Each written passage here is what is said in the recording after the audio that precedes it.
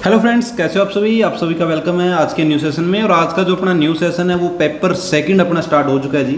First paper आपका application के ऊपर कंप्लीट कवर करवा दिया गया है, जिसके अंदर आपको मैं बताना चाहता हूँ, थोड़ी सी इन्फॉर्मेशन ये दे देता हूँ भी। आपको जो है नोट्स आपको प्रोवाइड करवा दिए गए हैं अच्छे तरीके से। आप जाके देख सकते हो एप्लीकेशन को डाउनलोड करके, वहाँ पर आपको जो है नोट्स मिल जाएंगे। पहला सेक्शन आपका नोट्स का ही होगा। नोट्स आपको प्रोवाइड करवा दिए गए हैं, वीडियो आपको प्रोवाइड करवा दी गई है, और उसके साथ साथ टेस्ट सीरीज किसकी है? हर वीडियो की, यानी हर वीडियो की आपको टेस्ट सीरीज देखने को मिलेगी। यानी कि आपने वीडियो देख ली, आपने नोट्स देख लिए, तो अब आप खुद टेस्ट लो अपना खुद का भी, आपने क्या सीखा है। यानी कि हर वीडियो का आपको जो है 10 क्वेश्चन का टेस्ट सीरीज देखने को मिलेगा। और वो आप दो तरीके से दे सकते हो, यानी पहले आपने दे दिया, अगर आपको लग रहा है भी आपके अच्छे नंबर नहीं आए हैं, आपने कहीं पे मिस्टेक कर दी, तो दोबारा एक बार रिवाइज करो, दोबारा फिर अगेन दो, यानी कि सेकंड 2 बार आप उसको एग्जाम को दे सकते हो। तो 10 नंबर का आपका जो रहता है डेली, तो ये आपको डेली कवर करना है, डे बाय डे कवर करना है। अब बात आ जाती है भी अब अपन को एप्लीकेशन के अंदर क्या क्या चीज़ें देखने को मिलेगी। तो देखिए अपनी पूरी एप्लीकेशन के अंदर टोटली जो अपडेट अवर कर दिया गया है, और अपडेट आपको डे बाय डे यहाँ पे कवर करवा दिया जाएगा। मैं अपडेट की बात कर देता हूँ। तो सबसे पहला तो आपको जो यहाँ पे टेस्ट सीरीज मिल रही है, एक्स्ट्रा टेस्ट सीरीज का काम आपका हो गया अभी। ये डेली आपको हर वीडियो के अंदर अपलोड की जाएगी। हर वीडियो के 10 क्वेश्चन आपको मिलेंगे, और आपको जो है 10 क्वेश्चन के जो है आंसर देने होते हैं, मल्टीपल चॉइस क्वेश्चन के। इसके साथ साथ एक और जो फंक्शन काफ़ी बच्चे बोल रहे थे मुझे बार बार, सर वीडियो डाउनलोड का कोई ऑप्शन दे दीजिए। तो देखिए वीडियो डाउनलोड का ऑप्शन भी आपका अपडेट कर दिया गया है। आपको मैं बता देता हूं, अब आप वीडियो जो है कहीं पे भी वाईफाई के थ्रू वीडियो को डाउनलोड कर सकते हो। वो वीडियो आपकी डाउनलोड हो जाएगी आपकी एप्लीकेशन के अंदर, यानी फिर आप उस वीडियो को विदाउट डाटा के देख पाओगे कभी भी, किसी भी टाइम आप विदाउट डाटा के उस वीडियो को देख पाओगे। लेकिन वो वीडियो ऐसे नहीं होगी भी वो आपकी फाइल में सेव हो जाए, वो आपकी वीडियो होगी ओनली एप्लीकेशन के अंदर सेव। एप्लीकेशन को ओपन करो, एप्लीकेशन को ओपन करने के लिए आपको कम से कम आपके पास वो डाटा होना चाहिए। ऐसा नहीं है भी आपके पास बिल्कुल ही रिचार्ज ना हो, रिचार्ज थोड़ा बहुत होना चाहिए भी। हाँ, एप्लीकेशन आपकी वो ओपन हो जाए। हाँ, उसके अंदर आपकी वीडियोस ओपन करने के लिए आपको कोई डाटा की रिक्वायरमेंट नहीं होगी, है ना। तो सिंपली वो वीडियो चल जाएगी आपकी, कभी भी आप उस वीडियो को देख सकते हो। और हो सकता है आपको डाटा की भी जरूरत ना पड़े अगर आपने उस वीडियो को डाउनलोड कर लिया है तो। ओके, तो 2 ऑप्शन तो आपके ये जो है कंप्लीट कर दिए गए हैं। आगे थर्ड ऑप्शन, एक बच्चे ने बोला था भी अपन को जो वीडियो देखनी है सर वो लैपटॉप के अंदर देखनी है, फ़ोन के अंदर हम पॉसिबल नहीं देख पाते हैं। तो भाई आपका जो वेब ऐप है वो भी रेडी हो चुका है, जो अभी काम पे चल रहा है, जो कि अब लगभग 10-15 दिन के अंदर आपका वेब वाला भी काम हो जाएगा। यानी कि वेब विंडो आपको मिल जाएगी, जिसके थ्रू आप क्या कर सकते हो, अपनी एप्लीकेशन को गूगल से डायरेक्ट जो है आप डायरेक्टली लैपटॉप के अंदर डाउनलोड कर पाओगे। ये ऑप्शन भी आपको जो है अभी 10 दिन के अंदर अंदर आपको ये भी मिल जाएगा। यानी कि आपके लगभग जो सारे डाउट थे वो सारे के सारे अब आपके डे बाय डे कवर करवा दिए जाएंगे। आपको मैं बता रहा हूँ टेस्ट सीरीज का आपका डेली चल रहा है, उसके अंदर आपकी कोई भी जो है यहाँ पे प्रॉब्लम नहीं होने वाली है। बात करें वीडियो डाउनलोड का, तो video download and web series, जो वेब अपना डाउनलोड होगा, यानी वेब एप्लीकेशन जो अपनी होगी आप डाउनलोड कर पाओगे। तो ये दोनों के दोनों काम वेबसाइट आपकी जो है स्टार्ट कर दी गई है, और ये दोनों के दोनों काम आपके लगभग 10 दिन के अंदर कवर हो जाएंगे। 10 दिन बाद आप कोई भी वीडियो डाउनलोड भी कर पाओगे, एंड आप डाउनलोड करने के बाद या डायरेक्टली अपन बात करें लैपटॉप के अंदर भी आप अपनी एप्लीकेशन को ओपन करके और अपना कोर्स कंप्लीट कर पाओगे। और भी आपका कोई भी अगर एक्स्ट्रा आपको कोई भी बेनिफिट चाहिए तो आप मुझे जो है एप्लीकेशन के थ्रू डायरेक्टली वहाँ पे मुझे आप चैट करके बता सकते हो। अपना टेलीग्राम चैनल है वो आप ज्वाइन कर सकते हो, जिसका लिंक मैं आपको डिस्क्रिप्शन बॉक्स के अंदर दे दूंगा। डीपली के अंदर आपको यूनिट वाइज हर 5 यूनिट जो आपके होंगे, क्योंकि अब पूरा सिलेबस चेंज हो गया है, तो हर 5 यूनिट के अकॉर्डिंग ही आपको जो है यहाँ पे नोट्स हो गई, वीडियो हो गई, टेस्ट सीरीज होगी, सब चीज़ें प्रोवाइड करवाई जा रही है। डेमो के लिए आपको स्टार्टिंग में 2-3 वीडियो मिल जाती है हर पेपर की, जैसे कि फर्स्ट पेपर की भी आपको डेमो वीडियो मिल जाएगी, आप जाके चैनल पर चेक कर सकते हो। इसी तरीके से आज अपना जो सेकंड सेशन रहा है, यानी सेकंड अपना एग्जाम रहा है, इसका भी आपको जो है मिल जाएगा, अंडरस्टैंड। और इनके जो नोट्स होंगे वो आपको एप्लीकेशन के अंदर ही मिलेंगे। उसको आप डाउनलोड करने के बाद आप फ्री के सेक्शन में जाओगे, यानी फ्री पीडीएफ के सेक्शन में, वहाँ पे आपको वीडियो एंड डाउनलोड का ऑप्शन मिल जाएगा, अंडरस्टैंड। एंड एक और जो आप काफ़ी बच्चे बोलते थे सर पीडीएफ है वो ओपन नहीं होती है, तो पीडीएफ ओपन होती है। अब आपका पूरा काम ही चेंज कर दिया है, अब आप पीडीएफ है वो डाउनलोड कर सकते हो डायरेक्टली। है ना। तो ये काम आपके लिए कर दिया गया। डाउनलोड का मीनिंग हुआ भी आपका जो है एप्लीकेशन के अंदर वो PDF डाउनलोड हो जाएगा, आप उसको कभी भी चेक कर सकते हो विदाउट डाटा के। अंडरस्टैंड। तो आपके सारे काम कर दिए गए हैं अच्छे तरीके से डिटेल में, कभी भी जाके आप सब चीज़ें चेक कर सकते हो। अब आपका कोई भी डाउट हो, कुछ भी क्वेरी हो, तो आप मेरे से कॉन्टैक्ट कर सकते हो टेलीग्राम के थ्रू। टेलीग्राम चैनल ज्वाइन कर लीजिएगा, वहाँ पर आप मेरे से कॉन्टैक्ट कर सकते हो। तो चलिए आज का सेशन अपन स्टार्ट करते हैं। और आज का सेशन अपना है जो सेकंड पेपर है उसको अपन कवर करेंगे। जो सेकंड पेपर अपना है measure theory and integration. Measure theory and integration एकदम अपना सिंपल सा चैप्टर है। आज का जो अपना पूरा का पूरा टॉपिक रहेगा वो रहेगा जी पूरा का पूरा बेसिक, यानी बेसिक इन्फॉर्मेशन अपन लेते हैं। क्योंकि देखो जब तक अपन को बेसिक पता नहीं होगा तब तक अपन आगे जाने का कोई फायदा नहीं होगा, है ना। तो सबसे पहला मेरा टारगेट यही रहता है भी अगर बच्चे कोर्स बाय कर रहे हैं तो उनको एकदम बेसिक लेवल से सब चीज़ें प्रोवाइड करवाई जाए, ताकि बच्चों को समझने में इजी लगे और उनको इंटरेस्ट भी आए अच्छे तरीके से क्लासेस लेने में भी। तो इसलिए मैं हर एक चीज़ जो है इंटरेस्टिंग वे से कवर करवा रहा हूँ, ताकि आपकी हर चीज़ डे बाय डे कवर होती रहे। तो चलिए स्टार्ट करते हैं अपन सेकंड एग्जाम। फर्स्ट एग्जाम आपका डीपली में हर एक वीडियो हर एक नोट्स के साथ कंप्लीट हो चुका है, जाके आप एप्लीकेशन में चेक कर सकते हो। तो चलिए स्टार्ट करते हैं अपन मेजर थ्योरी एंड इंटीग्रेशन। सबसे पहले अपन बेसिक इन्फॉर्मेशन के साथ ही स्टार्ट करेंगे। तो बेसिक इन्फॉर्मेशन अपनी जो है, जो जरूरत अपन को पढ़ने वाली है वो अपन पहले ही पढ़ लेते हैं, ताकि बीच बीच में आपको जो है हर टॉपिक ना बताया जाए, स्टार्टिंग में ही आपको बता दिया जाए भी हाँ ये चीज़ अपन आगे यूज करेंगे, तो वो आपको यहाँ पे बताई जा रही है। तो देखिए यहाँ पे जो अपन ने कहीं ना कहीं सेट थ्योरी पढ़ रखी है ऑलरेडी, कहीं ना कहीं ग्रुप थ्योरी, जो कि अपने सेमेस्टर फर्स्ट के अंदर कवर किया था। कहाँ पे किया था भाई? सेमेस्टर फर्स्ट के अंदर कहीं ना कहीं अपने जो है ये कवर किया था। तो वही चीज़ अपन कहीं ना कहीं यहाँ पे थोड़ी बहुत मैं आपको रिवाइज करवा रहा हूँ, ताकि वो आपके माइंड में आ जाए।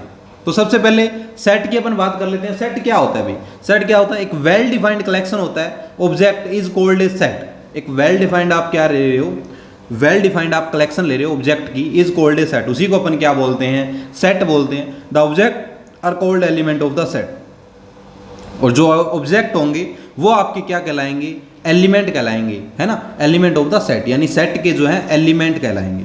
जो ऑब्जेक्ट्स होंगे वो आपके क्या? एलिमेंट्स ही हैं। वो किसके हैं? सेट के हैं। यानी सेट के अंदर जैसे मान लो AEIOU, ये क्या आपके एलिमेंट्स ही हैं। इन्हीं को अपन ऑब्जेक्ट भी बोल सकते हैं। आई बात समझ में? तो ये आपका हो गया सेट। अंडरस्टैंड। तो यहाँ पे दे रखा set of all river in India. India के अंदर कितनी रिवर हैं उनका सेट अगर अपन बनाना चाहें तो वो सेट बन सकता है अपने पास। और क्या होना चाहिए?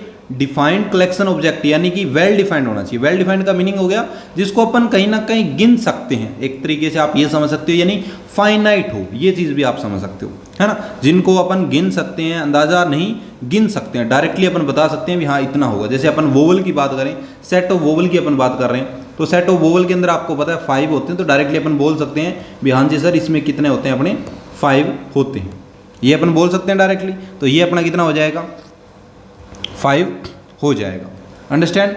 अब अपन बात कर लेते हैं, इसके भी 2 फॉर्म होती है। एक तो अपनी सेट बिल्डर फॉर्म, एक टबलर फॉर्म। टबलर फॉर्म के अंदर क्या होता है? डायरेक्टली अपन को कोमाज एंड ब्रैकेट के अंदर कोई भी अगर फंक्शन लिखा हुआ दिखे तो वो आपका एक टबलर फॉर्म कहलाती है। सेट बिल्डर के अंदर आपको बाय लैंग्वेज लिखा हुआ मिले तो वो आपकी सेट बिल्डर फॉर्म कहलाती है। ये चीज़ें आप कहीं ना कहीं जानते भी होंगे, लेकिन फिर भी मैं आपको यहाँ पे बता रहा हूँ। तो क्या है? In the tabular form the elements are listed and separated by commas and are enclosed in the curly bracket. Curly bracket से क्लोज किए हुए हैं। AI के बीच में यहाँ पे देखो कोमाज का यूज़ किया हुआ है। तो यहाँ पे ये 2 चीज़ से यूज़ करते हुए यहाँ पे अपन क्या करते हैं? किसी सेट को लिखते हैं और वो टबलर फॉर्म के अंदर लिखा जाता है। बात करते हैं सेट बिल्डर फॉर्म।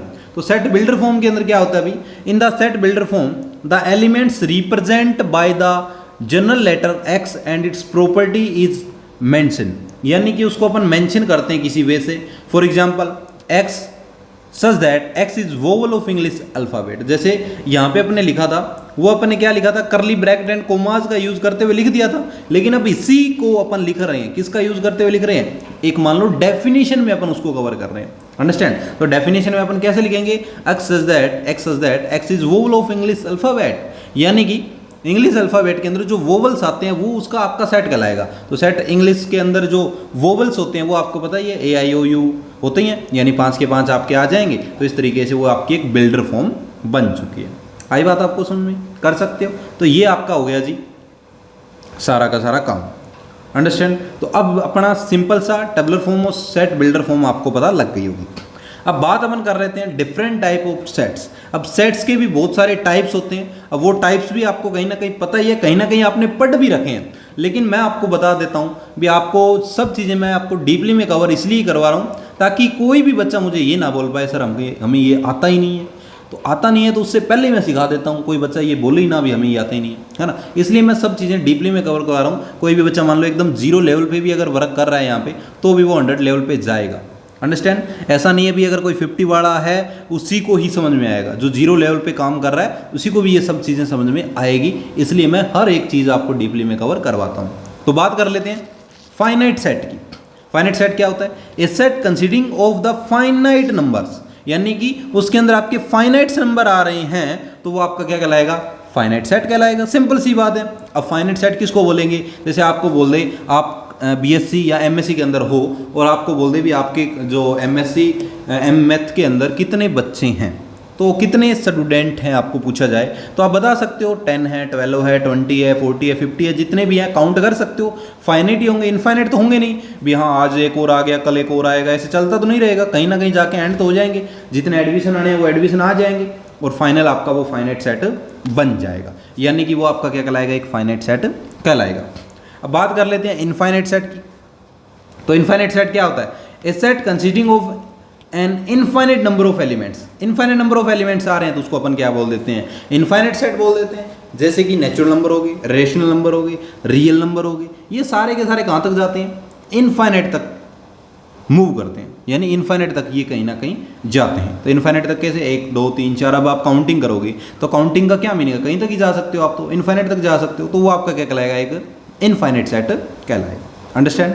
बात कर लेते हैं नल सेट की। नल सेट क्या होता है? Set considering no element is called a null set, यानी कि या तो उसके अंदर कोई एलिमेंट है ही नहीं तो उसको अपन क्या बोलेंगे? नल सेट ही बोलेंगे। तो उसको अपन नल सेट बोल सकते हैं या फिर उसको आप एम्प्टी सेट भी बोल सकते हो। और इसको डिनोट अपन या तो अपन 5 से ऐसे डिनोट कर देते हैं या फिर कर्ली ब्रैकेट से सिंपली अपन इसको डिनोट कर देते हैं। ये आप माइंड में रख सकते हो।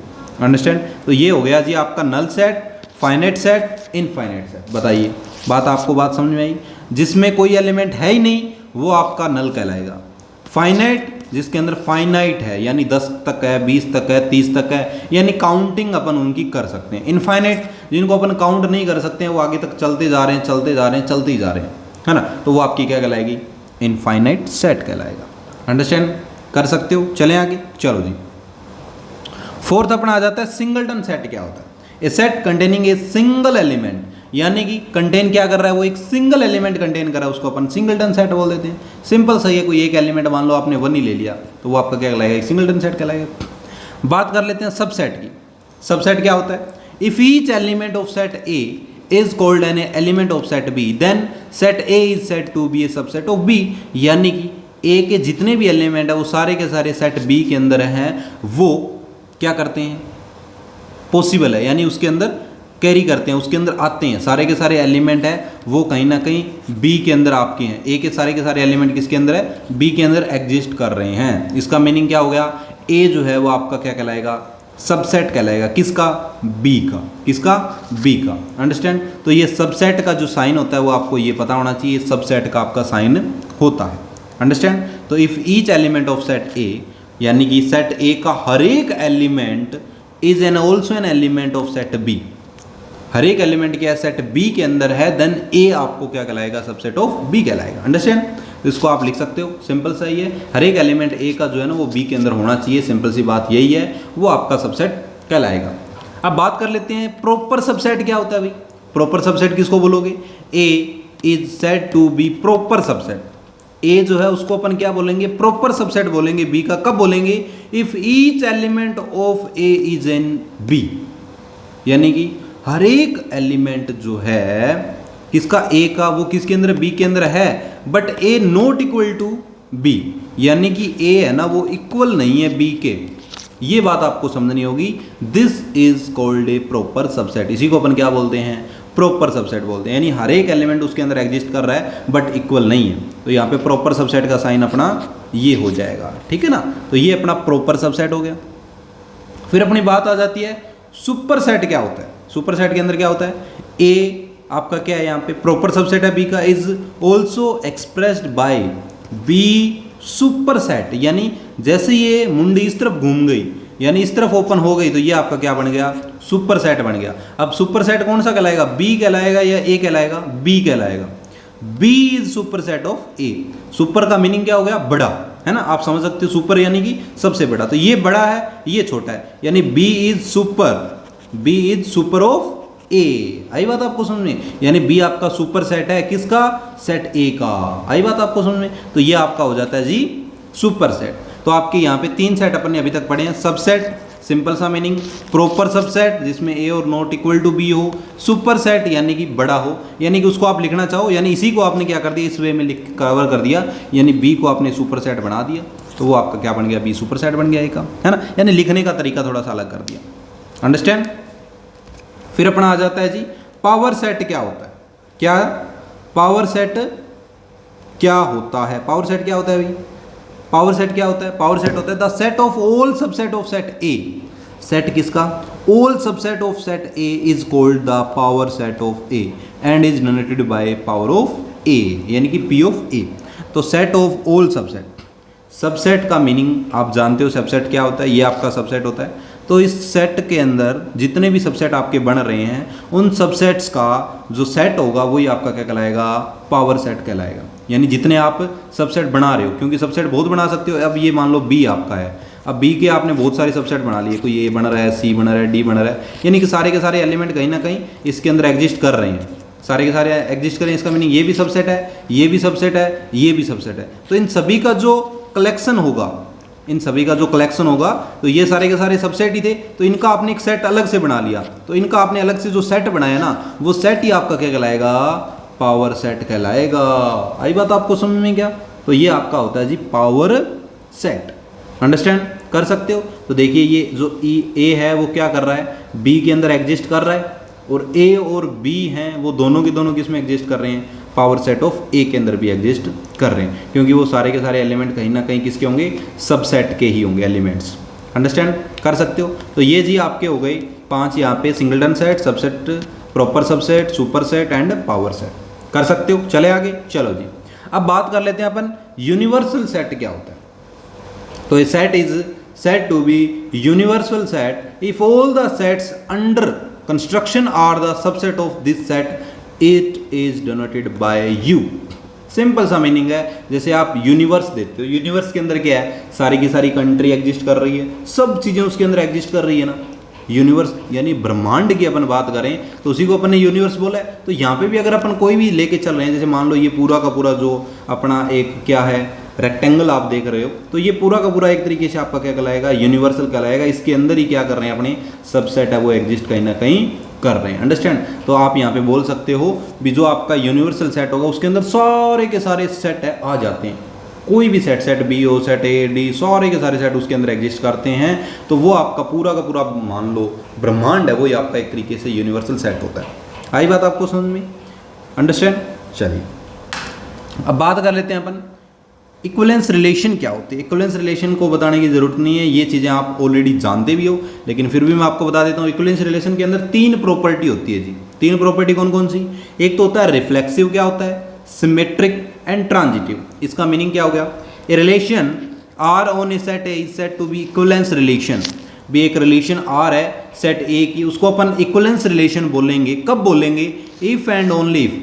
पहली है आर इज रिफ्लेक्सिव। रिफ्लेक्सिव का मीनिंग क्या हो गया, रिफ्लेक्सिव का मीनिंग क्या हो गया, if and only if A related to A, यानी ए आपका रिलेट कर रहा है ए से ही, तो उसी को अपन क्या बोल देते हैं, रिफ्लेक्सिव। इसका मीनिंग क्या हुआ, जैसे मान लो आपने कोई एग्जाम्पल लिया, मैं एक छोटा सा एग्जाम्पल भी आपको दे देता हूँ। जैसे मान लो आपने कोई एग्जाम्पल लिया, उसके अंदर आपको 1 1 मिल रहा है, ठीक है, 2 3 बन रहा है, और आपका 3 2 बन रहा है, और आपका 2 2 बन रहा है। इस तरीके की एग्जाम्पल। अब बात हो रही है, और आपके पास जो एलिमेंट्स है वो मान लो 1 2 3 कुछ इस तरीके के आपको दे रखे हैं। बात हो रही है रिफ्लेक्सिव की, यानी ए आपका रिलेट करना चाहिए ए से।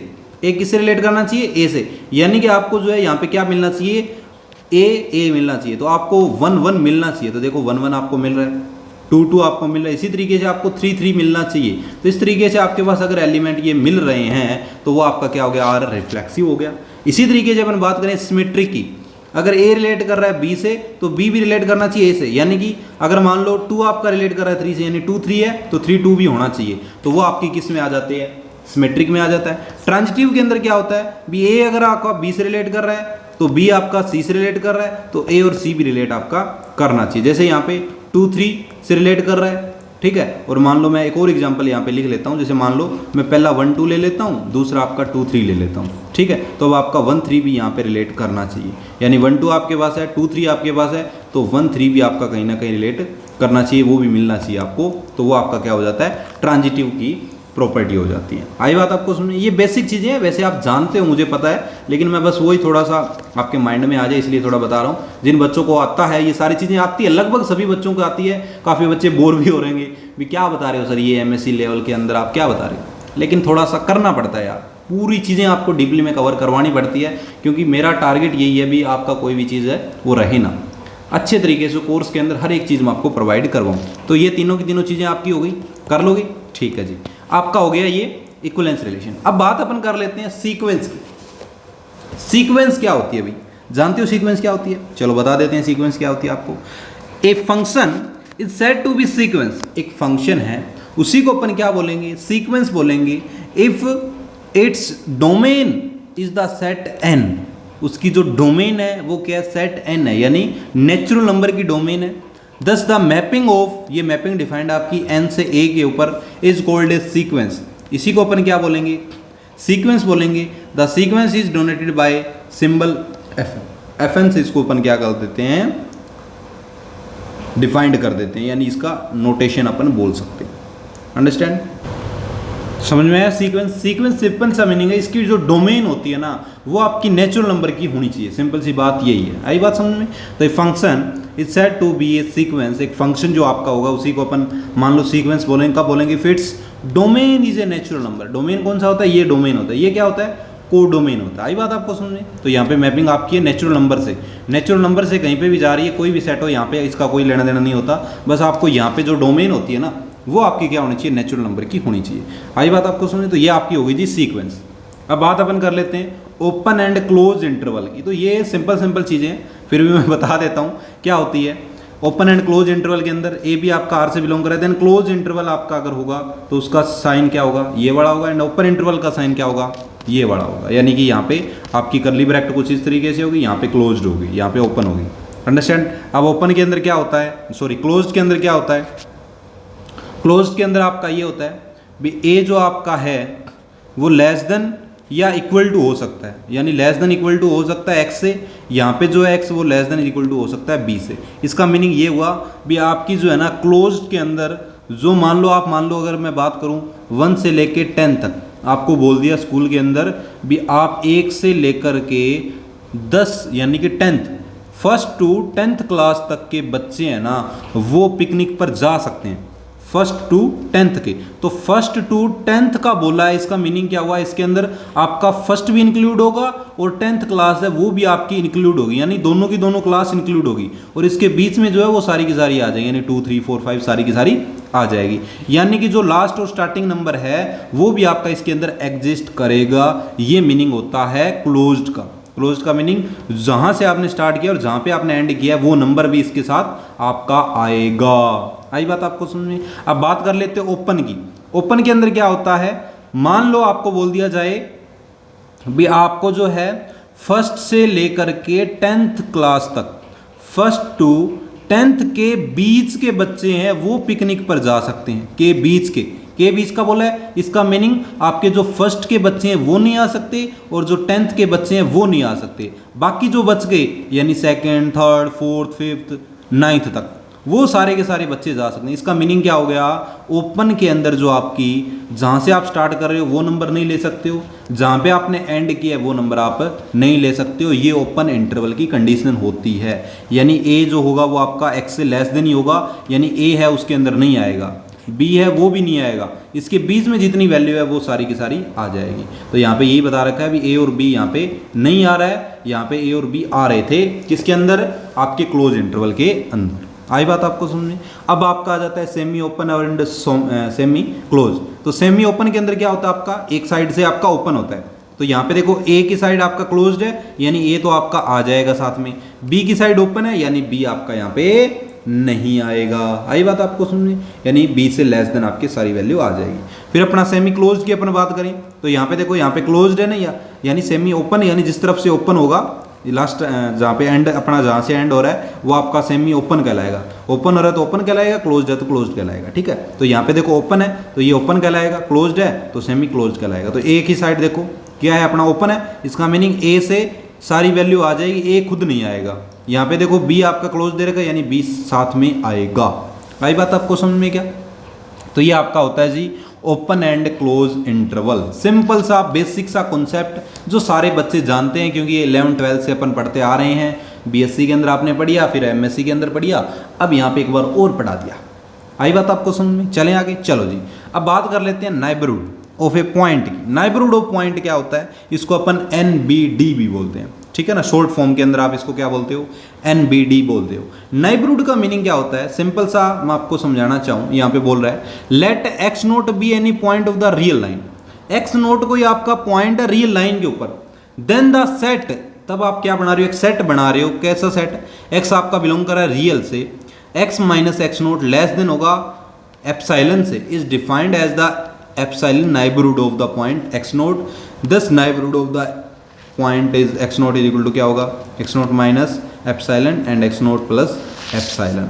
तो ये पॉइंट आपका क्या कहलाता है? इसका नाइबरहुड कहलाता है, यानी कि इसके इस तरफ की वैल्यू और इस तरफ की वैल्यू, ये जो वैल्यू होगी क्या कहलाएगा? इसका नाइबरहुड कहलाएगा। यानी कि आप मान लो एक सर्कल बना रहे हो, मान लो आपने कोई यहाँ पे पॉइंट लिया और आपने क्या किया, इस वे से इसकी एक रेडियस लेते हुए आपने सर्कल ड्रॉ किया, तो उसके आसपास में जितने भी पॉइंट्स हैं वो सारे के सारे क्या करेंगे? इसके नाइबरहुड के अंदर, यानी उसके आसपास जो है, इस वैल्यू के आसपास है, वो आपके क्या कहलाएंगे? नाइबरहुड कहलाएंगे। अंडरस्टैंड? यानी x नोट में से आप माइनस एप्सिलॉन कर दो और x नोट में से आप x नोट में प्लस एप्सिलॉन कर दो।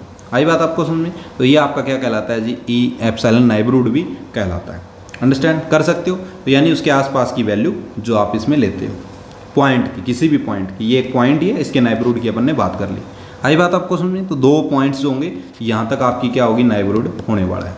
ठीक है, अब बात कर लेते हैं अपन ओपन सेट क्या होता है। ओपन सेट क्या होता है भाई? A subset A of R is set to be open if given any x आपका बिलोंग कर है A से, there exist epsilon greater than 0 such that the E neighbourhood of the x is subset of A। यानी कि आप जो है subset ले रहे हो A ऑफ किस में से? R में से। जो यहाँ पे पीछे अपना R था ना, इस R में से आपने कोई A सबसेट ले लिया, ठीक है ना। तो इसी सबसेट को ही अपन क्या बोलेंगे? ओपन बोलेंगे। कब बोलेंगे ओपन? इफ गिवन x आपका बिलोंग कर रहा है A से, यानी x आपका बिलोंग कर जाए A से एंड एप्सिलॉन आपका ग्रेटर देन 0 है, यानी एप्सिलॉन आपका क्या है? ग्रेटर देन है 0 से, सच दैट आपका जो है ये नाइबरहुड ऑफ x कहलाएगा किसका? सबसेट ऑफ A का। तो इसी को अपन क्या बोल देते हैं? ओपन सेट बोल देते हैं। यानी जो आप कोई भी सबसेट ले रहे हो ना, उसी को आप ओपन सबसेट बोलोगे। कब बोलोगे? अगर वो एप्सिलॉन ग्रेटर देन 0 है, यानी कि वो नाइबरहुड है, उसके आसपास नाइबरहुड अपन ले सकते हैं, तो वो आपका ओपन सेट कहलाएगा। अंडरस्टैंड? फिर बात कर लेते हैं बाउंडेड सेट की। A real number k is set to be an a upper bound of the set. यानी यहाँ पे k आपने लिए, k आपका क्या है? बाहर है, बहुत बाहर है, यानी कि जो अपने नाइबरहुड लिया उससे बाहर है। तो यहाँ पे ये बोला जा रहा है एक रियल नंबर आप k ले रहे हो is set to be upper bound of the set. a आपका क्या है? यहाँ पे सबसेट है, किसका था? R का था। इफ x आपका less than is equal to k है, फॉर ऑल x आपका किससे बिलोंग कर रहा है? A से बिलोंग आपका कर रहा है। तो x आपका जो यहाँ पे रहने वाला है, क्या रहने वाला है? या तो लेस देन रहने वाला है, या फिर क्या रहने वाला है? k के इक्वल ही रहने वाला है। तो ये आपका बाउंडेड सेट कहलाता है। अंडरस्टैंड? तो ये आपका हो गया जी ओपन सेट, ये आपका हो गया जी बाउंडेड सेट। तो ये सिंपल सी डेफिनेशन है जो आप माइंड में रख सकते हो। ओपन की अगर अपन बात करें तो इसमें क्या होता है? अपना ई नाइबरहुड की अपन बात करते हैं, यानी उस नाइबरहुड के अंदर अपना सारी की सारी वैल्यू आपको मिल रही है। बाउंडेड सेट की अगर अपन बात करें तो बाउंड्री के ऊपर भी आप समझ सकते हो, या फिर अपना बाहर की अपन बात कर लेते हैं, ठीक है ना। उस बाउंड्री से बाहर जो अपना ओपन सेट है, ये नाइबरहुड है, उससे बाहर की अपन अगर बात कर रहे हैं तो बाउंडेड सेट अपना कहलाएगा। बाउंड कर रहा है, ये पूरी वैल्यू को क्या कर रहा है? बाउंड कर रहा है। अंडरस्टैंड? ठीक है जी। अब अपना आ जाता है काउंटेबिलिटी ऑफ ए सेट क्या होता है, इक्विवेलेंट सेट क्या होता है। तो a set A is set to be equivalent to a set B if there is a 1-to-1 correspond between these sets. इसको अपन कुछ इस तरीके से लिखते हैं, ये इक्विवेलेंट सेट की डेफिनेशन होती है, यानी A इक्विवेलेंट है B का। कैसे? एग्जांपल देखो, n इज इक्वल टू 1 2 3 दे रखा है, ई इज इक्वल टू 2 4 दे रखे हैं, तो डिफाइन मैपिंग क्या होगी, एन से ए के ऊपर होगी, तो एफ एक्स क्या बनेगा 2x बनेगा, यानी आपकी यहाँ पे कोई ना कोई इसके बीच में एक रिलेशन बन रही है। क्या बन रही है एफ एक्स की रिलेशन, 2 × 1, यानी कि यहाँ पे अगर 1 वैल्यू पुट करूँगा तो 2 आ रही है, 2 वैल्यू यहाँ पे पुट करूँगा तो यहाँ पे 4 आ जाएगा, यानी ये आ जाएगा, 3 वैल्यू पुट करूँगा तो यहाँ पे 6 आ जाएगा, यानी कि ये नीचे वाली जो सीरीज़ है वो पूरी की पूरी बन रही है। तो यहाँ पे क्या है 1 to 1 क्रॉसपोंडेंस हो गया ना, तो F is a 1 1 and onto, hence N आपका क्या हो गया इक्विवेलेंट सेट हो गया। तो यही आपका क्या कहलाता है अभी इक्विवेलेंट सेट कहलाता है। सिंपल सा ही है। फिर अपना यहाँ पे फाइनाइट इनफाइनाइट सेट के बारे में दे रखा है, तो a set which is either empty or has a 1 to 1 corresponding with the set n 1 to 3n, for some n belong कर n से it's said to be a finite otherwise infinite set कहलाता है। यानी कि आप क्या ले रहे हो, एक सेट ले रहे हो, या तो वो क्या है एम्प्टी है या फिर 1 1 क्रॉसपोंडेंस है। जैसे यहाँ पे अपना 1 1 क्रॉसपोंडेंस आपने प्रूव करके दिखाया है ना, सेट कहाँ से होगा n के अंदर, और n आपका 1 2 3 से लेके n तक जाएगा। n आपका नेचुरल नंबर है, नेचुरल नंबर यानी फिक्स नंबर आपका कहीं ना कहीं is said to be finite. तो ये आपका क्या कहलाता है फाइनाइट कहलाता है, अदरवाइज आपका क्या कहलाता है इनफाइनाइट कहलाता है। मान लो यहाँ पे रियल आ जाएगा तो क्या हो जाएगा इनफाइनाइट हो जाएगा ना।